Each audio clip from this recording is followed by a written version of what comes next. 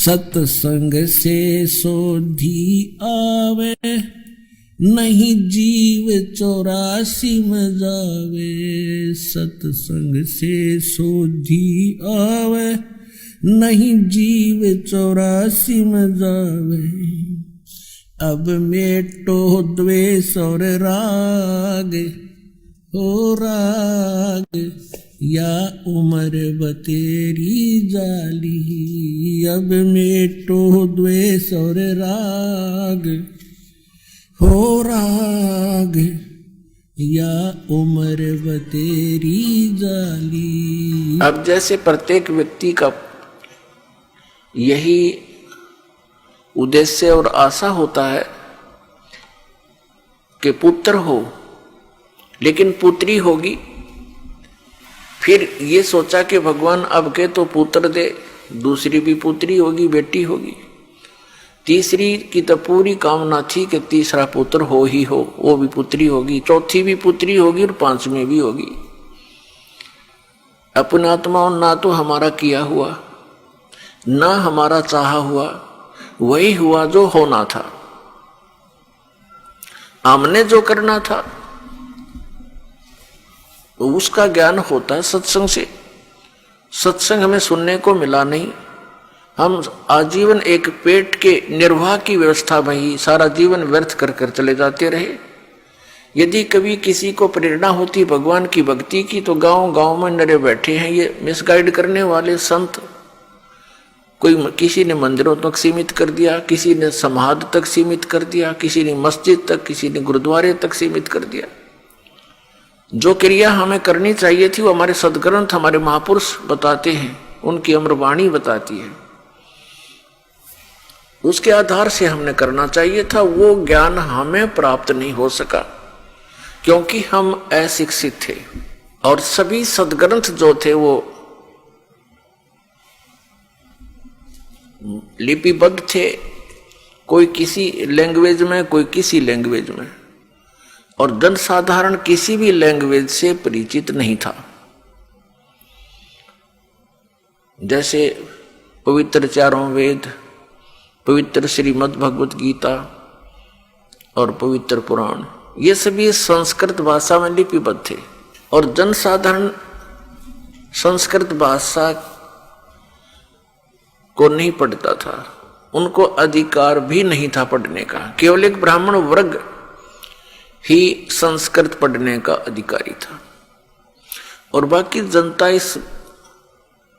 ये सिरदर्द भी मोल लेना नहीं चाहते थे कि भी ये ठीक है, महापुरुष हैं, संस्कृत पढ़ते हैं, वेदों गीता और पुराणों को इन्होंने पढ़ा है, जाना है, और ये हमें जो बता रहे हैं वो सही है क्योंकि ये संस्कृत के ज्ञाता है।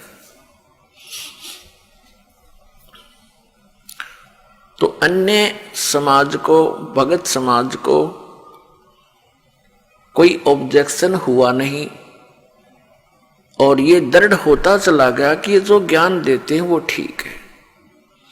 और जितने भी संत महात्मा थे पहले वो सभी एक ही ज्ञान देते थे कि श्री ब्रह्मा, श्री विष्णु, श्री शिव जी ये अजरो अमर हैं, सर्वेश्वर हैं, महेश्वर हैं, मृत्युंजय कालज्य, इनकी उपमा किया करते थे। और इन्हीं की पूजा यानी श्री विष्णु जी और श्री शिव जी की पूजा और साथ में फिर मृत्यु के उपरांत सब क्रियाएं, जैसे 13वीं वर्षोद्धी वर्षी 17वीं जैसे भी करवाते थे, फिर उनके श्राद्ध, अस्थियों को उठाकर गंगा में प्रवाह आदि सब क्रियाएं हमसे कराते रहे। तो हमारी एक परंपरा सी बन गई और विदाउट ऑब्जेक्शन बन गई क्योंकि सभी यही क्रियाएं हम कर रहे थे। और सभी महापुरुष जो भी प्रवचन करता थे, सत्संग किया करते थे, इन्हीं की, सुदामा और श्री कृष्ण जी की, श्री राम और भीलनी की, और रावण के वध की, कंस के वध की, ये कथाएं हमें सुनाया करते थे और हम सुनते रहते थे, अच्छा लगता था। और हमने यही मान रखा था कि सब ज्ञान जो ये बता रहे हैं महापुरुष, ये सदग्रंथों से ही बता रहे हैं। और हरे कृष्ण राम राम हरे हरे, ओम नमः शिवाय आदि, ओम भगवते वासुदेव नमः, इस तरह के ये मंत्र हमसे जाप कराया करते थे। कुछ एक व्यक्ति थे, वो ये कहते थे केवल एक ओम नाम का जाप करना चाहिए और मंत्र नहीं जपने चाहिए। ये तो कोई एकाध ही मिलता था। और वो ऐसा कहने वाले कौन थे? विशेषकर आर्य समाज के कुछ आचार्य और प्रचारक ही होते थे। और वे महर्षि दयानंद के विचारों को ही समाज में फैलाया करते थे। और महर्षि दयानंद खुद ओम का जाप करने के पक्ष में नहीं था। आपको बहुत बार दिखाया है, दिखाएंगे समय आने पर। भले ही वो ये कहते हो कि ओम का जाप करो, लेकिन वे स्वयं ओम नाम यानी किसी भी मंत्र के जप करने के पक्ष में नहीं था।